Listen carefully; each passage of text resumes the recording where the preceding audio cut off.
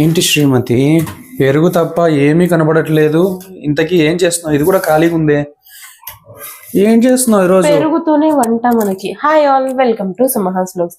Last time మా అత్త వాళ్ళ ఇంటికి వెళ్ళామన్నమాట. అక్కడ మా అత్త వంకాయ పెరుగు పచ్చడి చేశారు.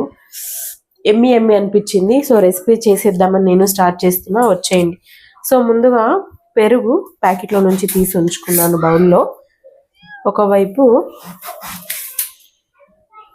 వంకాయలు కట్ చేస్తున్నా. కొద్దిగా చిన్న ముక్కలే కట్ చేయండి. ఇలా చిన్న చిన్న ముక్కలు కట్ చేసి వాటర్లో సాల్ట్ వేసి ఉంచుకున్నాను. ఇందులో వేస్తే మనకి రంగు అంతగా మారిపోవు అనమాట. యాక్చువల్లీ వంకాయలు బయట ఉండే కొద్దీ బ్లాక్గా టర్న్ అవుతాయి. అందుకని మనం ఎప్పుడు వాటర్లో ఉంచి పెట్టుకోవాలి వంట ప్రాసెస్ స్టార్ట్ చేసే వరకు.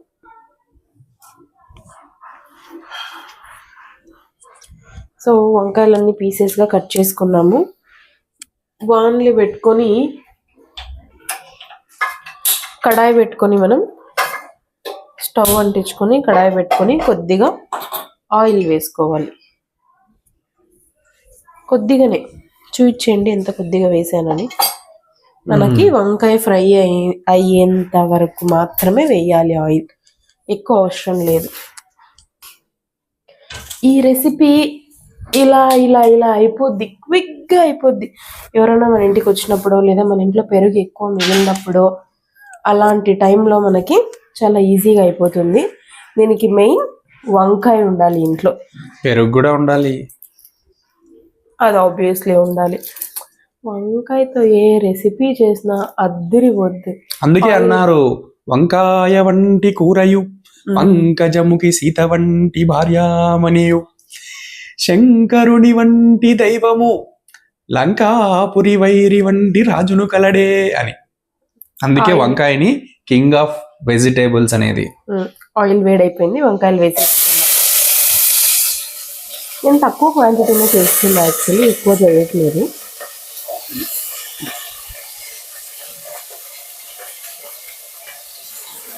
దీన్ని బాగా ఫ్రై చేసుకోవాలి, మెత్తగా ఉడికిపోవాలండి. కొద్దిగా వాటర్ కూడా వేసుకోవాలి. ఒకసారి అలా ఫ్రై అయిన తర్వాత కొద్దిగా వాటర్ వేసుకొని మెత్తగా ఉడికించుకోవాలి. చూసారే, అంతే, ఇంకెక్కువ అవసరం లేదు వాటర్. అలా మూత పెట్టేసుకుంటే మనకు మెత్తగా ఉడికిపోద్ది. చూద్దాం ఏమాత్రం అయ్యిందో. 50% అయింది, ఇంకా 50% మనకు ఇంకా మెత్తబడాలి. ఇంకా ఎటువంటి వాటర్ వేయాల్సిన అవసరం లేదు. ఇదే చెమ్మతోనే మనకు ఇదంతా ఉడికిపోద్ది. సో వంకాయలు అక్కడ ఉడికే టైంలో మనం సరిపోయేంత సాల్ట్ వేసుకొని పెరుగుని ఉండలు లేకుండా నీట్గా మిక్స్ చేసుకోవాలి. పెరుగులో కూడా ఉంటలు ఉంటాయా? అంటే గడ్డలు గడ్డలు అట్లుంటాయి, అట్లా లేకుండా ఫైన్ పేస్ట్ లా చేసుకోవాలి. అలా మిక్సీ వేయొద్దు మరి. ఎందుకు? బాగుండదు, అప్పుడు మనకి లూజ్ అయిపోతుంది మిక్సీ వేస్తే. ఇలానే బీట్ చేసుకుంటూనే మనం దాన్ని తయారు చేసుకోవాలి. ఓకే, చూద్దాం. ఓ వాటర్ అంతా బాగా వదిలింది అసలు. ఇంకా ఇంకా మెత్తబడాలి. ఉండే వాటర్ అంతా ఇమిరిపోతాయి.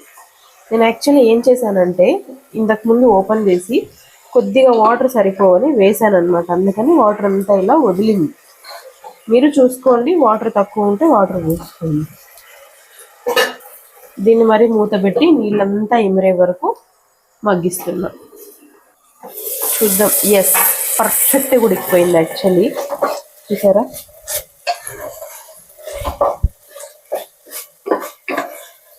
దీన్ని కొద్దిగా స్మాష్ చేసుకోవాలి. ఇంకా స్టవ్ ఆఫ్ చేసుకొని పక్కన ఉంచేద్దాం. మీ దగ్గర స్మాషర్ ఉంటే దాంతో స్మాష్ చేసుకోండి. నేనైతే పప్పు గుత్తితో స్మాష్ చేస్తున్నాను. ఇన్ కేస్ మీకు పీస్ అలాగే నచ్చుతుంది అంటే అలాగే ఉంచుకోండి, బట్ స్మాష్ చేస్తే బాగుంటుంది అన్నమాట. దాని ఫ్లేవర్ అంతా బాగా పెరుగులో కలుస్తుంది. బట్ ఇది పూర్తి చల్లారిన తర్వాతనే మనం పెరుగులోకి అనేది యాడ్ చేయాలి. వేడి మీద పెరుగులో యాడ్ చేయకూడదు. సో వంకాయ పెరుగు పచ్చడికి తర్వాత వేయడానికి చిన్న బాండ్లీ పెట్టాను. ఎక్కువ అవసరం లేదు, 1.5 స్పూన్ ఆయిల్ సరిపోతుంది. ఆయిల్ వేడైన తర్వాత మనం యాజ్ యూజువల్ జీలకర్ర, ఆవాలు వేసుకున్నాం.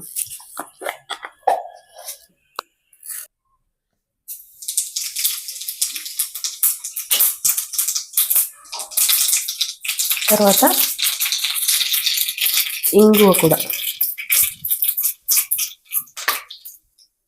చిన్న చిన్న తరుక్కున్న పచ్చిమిరపకాయలు,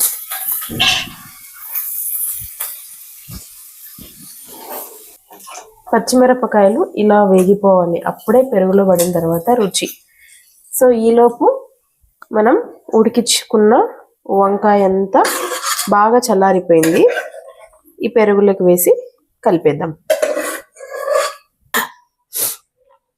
ఈ వంకాయ అంతా వేసేసి ఈ పెరుగులో బాగా కలిసేలాగా కలపాలి.